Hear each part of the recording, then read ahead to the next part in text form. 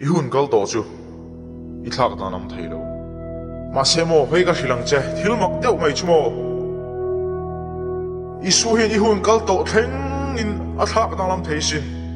I hun kal to han ngai to le te I su chu cross a lo thi ai tan ti chuan I hun kal to a I thil ti su zong zong a te ber rang lian ber thengin angai dam thei ani a thai bo thei ani ani chu ne nge nang I ti ve ta khang I ti tur chu mo I sual te ka sim ro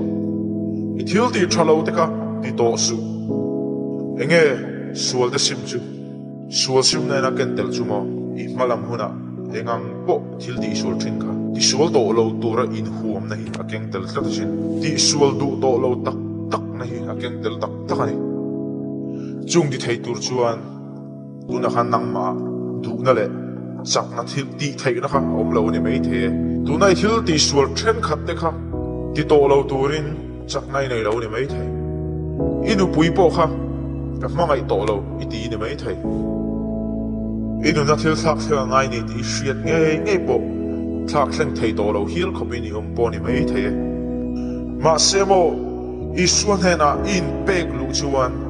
chút yang ti thei na tur chuan thil ti thei na a pe thei chani ma se bili cái chú có thằng nào cái mong sa to hay tiền có thằng nào thôi tu te cái này baptist mà member cái này cái không rèn bốc á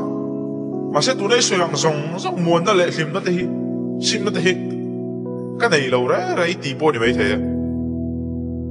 anh thấy tu này suy rằng cái này thế à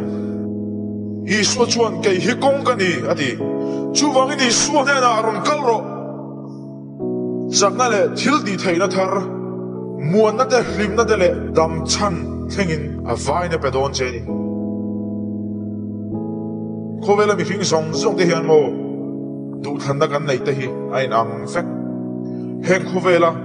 lim na te heng ko vela pathian te heng ko vela chak na chi rang te anom ma te nge isua kan don chu omani nangin enge than don khoi so khange I than don le reilo te ta na sual nom na hlim puya chuan pathian mi te ne na ti du da tur a thlang ta zo ka ti in mosi chan chin in ji kani o ati kalom hen khovel sual na te hian hlim na chom nge mai ma se reilo te chawani reilo te de ya anuwa I thil ti rain aron zui don cheni aron zui te chuan ti thei eng mai nei don lo I su hi thang ro ti chuan mo thil ti ra thalo om don lo lim na le muan na I nei don ani he du than nei thil man mo thak tak mai ni ya muan chi ni lo a chan chu mo thu thu na siam tura muan chan lu tu khian thu thu na dik tak siam ati har sa zu la ni he du than na hi siam lo wei om mai ni chuan I su po I nol ti nani Europa sin tur nei la chu Europa kalna tur thona ticket chu nei ran to a ma se ka kal do nge don lo ti ngei tu khomong ani chuan chu thona chuan a kal san dei mai se du thang tur hian chet kan lai mo la la we mo du than nei chu ain siam ngei a to pa khai thin lunga khan mun ruak khu har tak mai ma se in bei na song in bei na ro pui ber bei na tur chu mani chumi a chuan I su hi I than le than lo ani do ani hinu le pan I du than na siam sak don lo che an thei lo I bialu pon ni se a siam sak thei lo che inu pui pon I thian da pon ni se tu man an siam sak thei don lo che nang ma ngei khan I siam ngai don ani tu na ngei khan nang ma ngei khan he du than nei I siam ngai don ani tu na he thunga thamek tu te po khan he du than nei in siam ngai ani I suang e khovel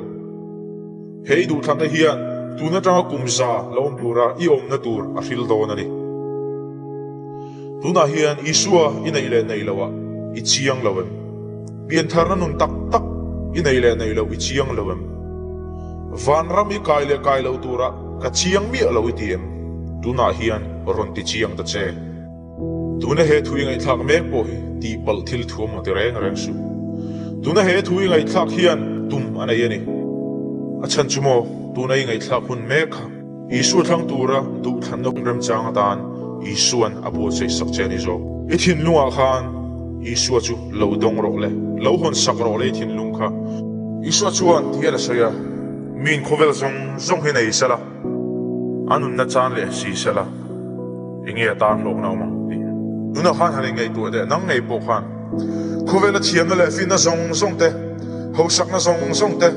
chang ka na zong te hi nei la ma se I kharau kha chan si la inge lo na ma hanen te khai khovel pum pui mai hian inge azon ber chu